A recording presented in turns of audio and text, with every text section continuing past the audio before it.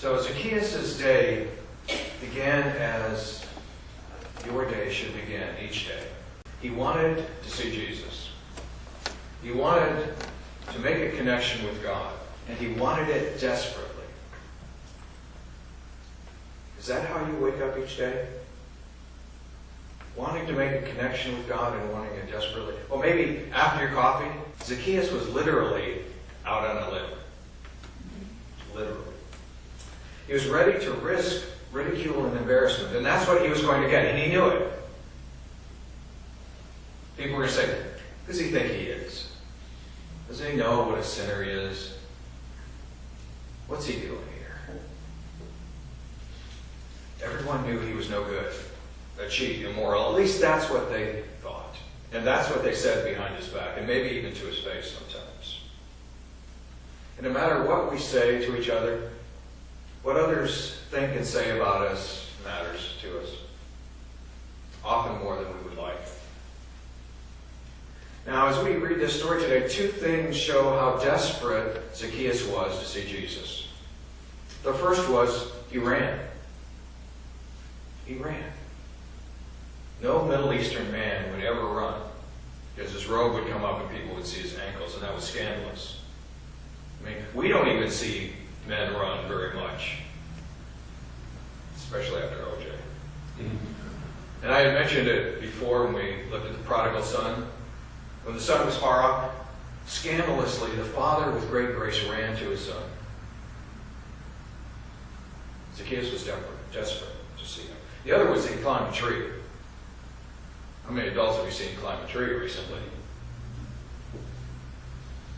Well, climbing a tree wasn't so much, but remember he had a robe. If he climbs a tree, his ankles and maybe even a little bit of leg would have been shown, and that just couldn't be done in culture. Nothing would stand in his way to see Jesus. He ran, he climbed a tree. He didn't care what others had to say. So part of what that brings to us is, what are you willing to risk to see Jesus? What are you willing to risk to see Jesus? Are you willing to risk embarrassment? People might say you're a religious fanatic. You might do something that takes a little faith and trust, and others don't get it. Zacchaeus wanted to see Jesus. He wanted to see him desperately, to make that connection with God, and for the same reasons that you and I do. Something is missing. Something is missing. The key to all of this is the wholeness we find in God. Something is missing. That's the reality of the human condition.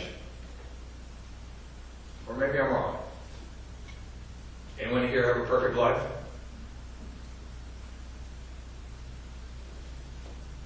In good times, there's still a little something that's missing. In difficult times, it's clear something's missing. There was a famous composer who had a bit of a rebellious son. And when he would come in late at night, his mother and father were sleeping. They were up in their room. And he'd go to their piano and he would play Do, Re, Mi, Fa, Sol, La, Ti.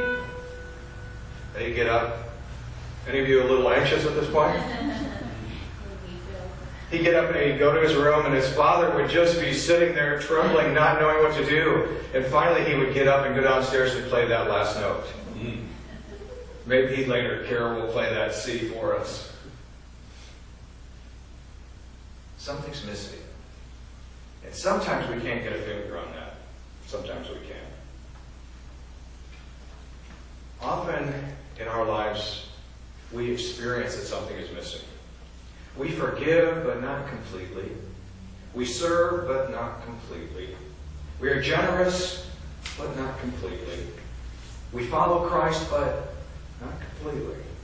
We live the Christian life, but not completely. We commit our lives to God, but not completely. Sometimes we feel like a single jigsaw puzzle piece. When you pick it up, there's not much there, not much information. It doesn't really tell you what this puzzle is going to be about or where it fits in the puzzle. Sometimes that's how we feel. There's a lot missing. Sometimes we feel like the total puzzle, but with one little piece missing. You ever done that? Got to the end and there was a piece missing and you didn't know where it was? It's just frustrating. It lets you down. What do? Do you fold up the puzzle and throw it away because the puzzle's missing? Or do you keep it in hopes that maybe that piece will show up sooner or later? Which do you do? The single piece needs direction and clarity and meaning. That's how we go to God, looking for that.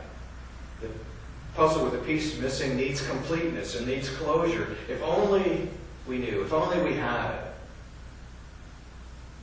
Hal Luckock tells of a man who was a doorman at the stage entrance for a theater in New York.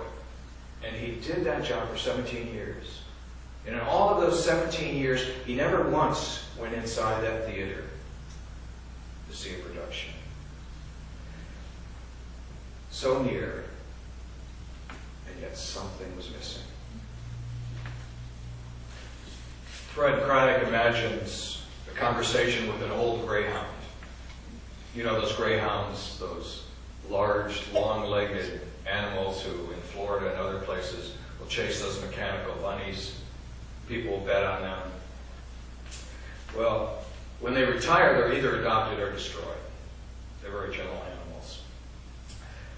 And so Fred imagines visiting a house that had adopted one of these animals. Fred said, I was visiting in a home where a greyhound had been adopted, and he and I were left in the living room together as the family went to another room to finish dinner. I said, do you miss the glitter and excitement of the track? The old dog grunted, no.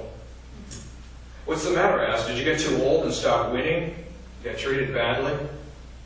He raised up his paws as if to say, I still got some race in me. I won over $1 million for my owner. I was treated royally. Then what happened? Said Fred. He lay down and grunted, I quit. Why did you quit? He asked. I discovered that what I was chasing was not really a rabbit. All that running and running and running that I was chasing, and what I was chasing was not even real. Ever get that feeling? Running and running and running, and what we're chasing is not even real. What is it that you find yourself chasing? Sometimes every day, and sometimes just every once in a while. Something is missing. Sometimes it's a piece. Sometimes it's most of the puzzle. But here's the key, and here's the good news. Jesus notices Zacchaeus. He sees him. Zacchaeus ran and climbed to get in position for a good view. Are we willing to run and climb in order to get that view? Jesus notices and sees Zacchaeus. And he doesn't see him only or even primarily in his brokenness, in his incompleteness. He sees Zacchaeus in his beauty, in his value as a child of God. That's the good news for us as well. That's exactly how Jesus sees you, in your beauty, in your relationship as a child of God. Martin Luther King used to say that all people yearn for somebodyness. For somebodyness. To be somebody. That's how Jesus saw Zacchaeus. That's how he sees you. Willis Sutton decided he was going to read the first 3 Gospels again like he'd never heard them or read them before. See what he would find. See what would stand out to him. And when he had finished doing that, his wife said, well, what did you discover? He said he was impressed by the fact that Jesus never met an unimportant person. That's what Zacchaeus found too. That's what we find. Anyone see the movie Ironwood? Ironwood had in it Jack Nicholson and Meryl Streep. Well, it's not one that's normally recommended from the pulpit, but there's a scene in there in which Nicholson's and Streep's character stumble across an old Eskimo woman lying in the snow, probably drunk. Inebriated in themselves, they debate about what they should do with her. Is she drunk, asked Nicholson's character? Just a bum, done one all her life, says Streep. And before that, Nicholson says, well, she was a whore in Alaska, says Streep. She hasn't been a whore all her life, said Nicholson. Before that, I don't know, she says, I guess maybe just a little kid. Well, a little kid's something. It's not a bum. It's something. Let's take her in. These two vagrants see this Eskimo woman through the lens of grace. They see the beauty that's still there in the little kid, the child of God. The grace is there. Jesus sees us. Stephen Krotz said, many years ago I'd been to a Christian camp in upstate New York. 5 days of 2-a-day meetings, and I was exhausted. So when I got on the plane, I was planning to sleep. But the elderly woman beside me wanted to talk. Are you flying to Baltimore, she said. Yes, I said wearily. Then I'll change for North Carolina. Then I shut my eyes and slumped in my seat, all body language to say politely, leave me alone, I want to go to sleep. But the woman rattled on, he said. Oh, I do hope it's not raining in Baltimore. I thought to myself, lady, who cares? On and on she talked. So finally, he said, I sat up and politely inquired, why are you flying to Baltimore and so concerned about the weather? That's when she told me about her husband who had died. His casket was in jet storage. The graveside funeral was going to happen in Baltimore, so she was hoping for good weather. He said, I asked for God to give me strength to listen to her for the remaining of the flight. She told me about his career, his life, how their son had died in a war, how he had fought cancer for a number of years. Plane landed, he said. I took her to her taxi. That it was going to take her to the funeral home. As I shut the door, he said, I heard her say to the driver, you think it'll rain today? He said, I caught myself praying. Please, God, let him listen to her.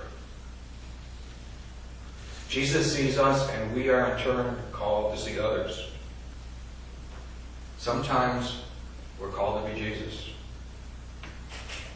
Now, this scripture begins with some significant words that are easily passed over. In fact, probably almost always passed over. It begins, Jesus was passing through. Jesus was passing through. That's another way of saying that Jesus' life is there to be intersected with Zacchaeus' life. Close enough to see, yet close enough to miss. Those are the words of faith in our life. Jesus was passing through. Will you see? Close enough to see, yet close enough to miss. Are you looking? Do you notice? Will you run? Will you climb out of your routine and your plans?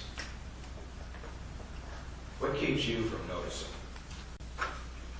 Jesus' visit to Zacchaeus' house was not a delay or a detour. Surely it wasn't on his plan to begin with, but it became the place to go.